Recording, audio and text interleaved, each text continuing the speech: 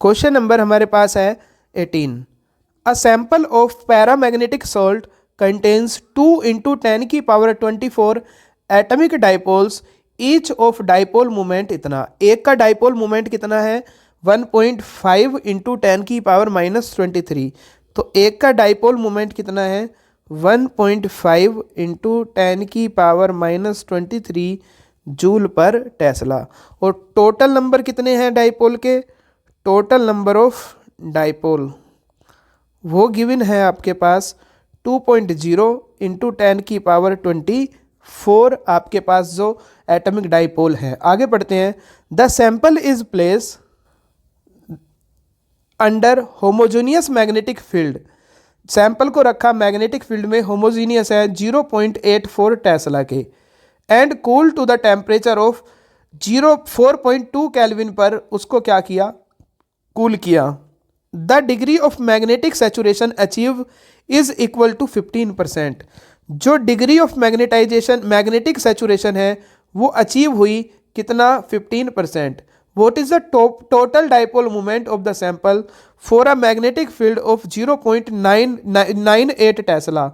जो बी है आपको दिया है 0.98 टेस्ला के करस्पॉन्डिंग आपको क्या करना है, टोटल डाइपोल मोमेंट बताना है सैंपल का, और टेम्परेचर कितना दे दिया, ये B1 ये B2 ये T1, और टेम्परेचर T2 कितना दे दिया 2.8 केल्विन, इसमें आपको बताना है। और कहा है एज्यूम क्यूरी लॉ। ये तो बहुत अच्छा हिंट दे दिया कि क्यूरी लॉ को एज्यूम करके आपको बताना है। तो इसने एक टर्म दिया है यहाँ पर, ये रहा, degree of magnetic saturation achieve is equal to 15%। मतलब क्या हुआ कि जो M1 है, M1 वो 15% हुआ किसका, टोटल डाइपोल का। एक डाइपोल का मोमेंट M और टोटल नंबर ऑफ डाइपोल्स कितने हैं N, तो Mn का कितना अचीव हुआ, केवल 15%। तो निकाल देंगे कितना आएगा 15% इसका, 15/100 परसेंटेज हटाने के लिए, इंटू M कितना दिया है 1.5 इंटू 10 की पावर -23, और N दिया है 2 इंटू 10 की पावर 24।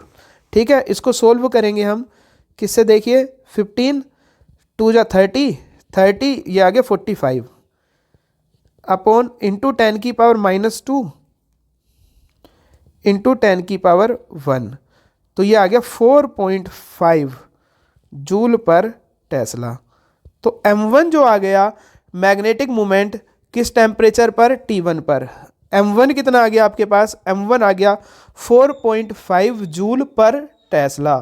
ठीक है, अब क्यूरी लॉ लगाएंगे इसमें। अकॉर्डिंग टू क्यूरी लॉ क्या कहता है, जो M होता है, M या जाइयम आप कह सकते हैं, वो क्या होता है, प्रोपोर्शनल टू होता है 1/T के। या आप कह सकते हैं इसमें जो M होता है, M इक्वल्स टू आपके पास क्या होता है B/T। तो M क्या होता है आपके पास B/T। तो M1/M2 क्या बन गया B1/B2 इंटू T2/T1। ठीक है, तो अब सारी वैल्यू पुट दी हुई है, आपको M2 निकालना है। तो क्या निकालना है आपको, M2 निकालना है। M1 दिया है कितना 4.5 जूल पर टेस्ला। तो M2 कैसे निकालेंगे आप, M2 निकालने के लिए क्या करेंगे आप, M1 B2/B1 और T1 क्या जाएगा T2। तो M1 दिया है हमें 4.5, उसके बाद इंटू B2 कितना गिवन है, B2 गिवन है 0.98 अपॉन B1 है 0.84 इंटू T1 गिवन है 4.2 अपॉन T2 गिवन है 2.8। तो इसको आप सोल्व कर लेंगे, सोल्व करके ये वैल्यू आ रही है 7.9 जूल पर टेस्ला। तो कितनी आई आपके पास 7.9 जूल पर टेस्ला, इसका क्या होगा आपके पास करेक्ट आंसर होगा।